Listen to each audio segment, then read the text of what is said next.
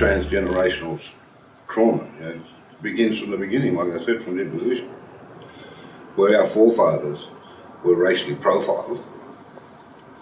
In my generation we were racially profiled, and in my children's generation they have been subject to racial profiling by the authorities that have been imposed on us. Well, education, land, and things like the loss of land was a big part. I believe, connection. We're all scattered all over. We don't have that close bond connection like we used to. And I believe, the link is missing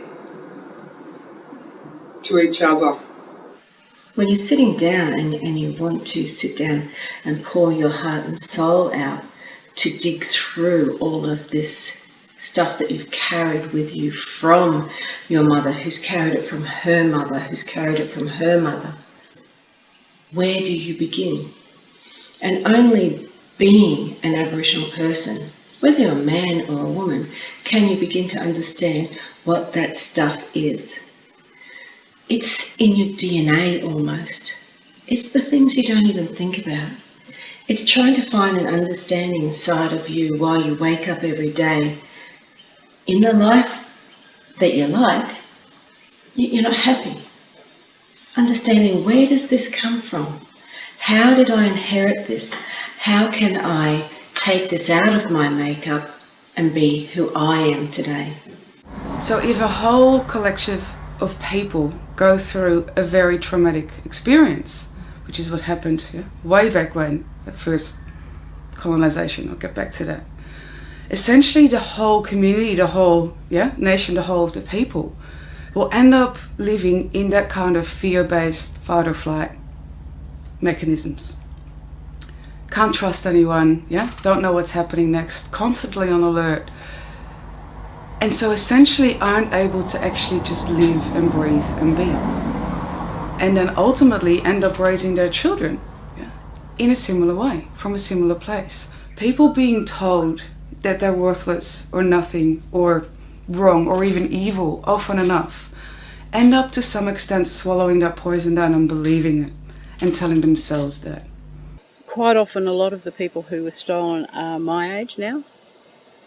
So they're probably into recognising the things that that they've seen and done and heard and practiced haven't been so good. So meantime they probably have 5 generations after them. So that's a lot of hurt to heal within the community. I think through trauma, the ability to love and to love yourself becomes quite difficult. Because of the pain and the experience, it fractures us, our soul, our who we are as a person, families, and the fractures grow deeper without the healing. What happens is that we are constantly alert, we're constantly hypervigilant, all those sorts of things happen.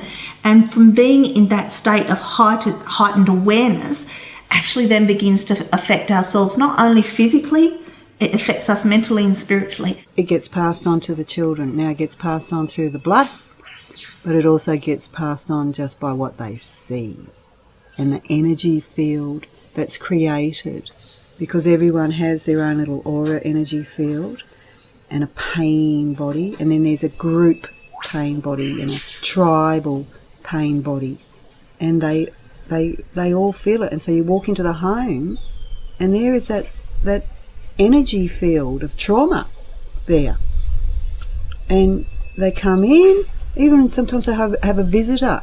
That's the other thing. Another visitor will come in with a trauma, and it just starts to trigger all the trauma.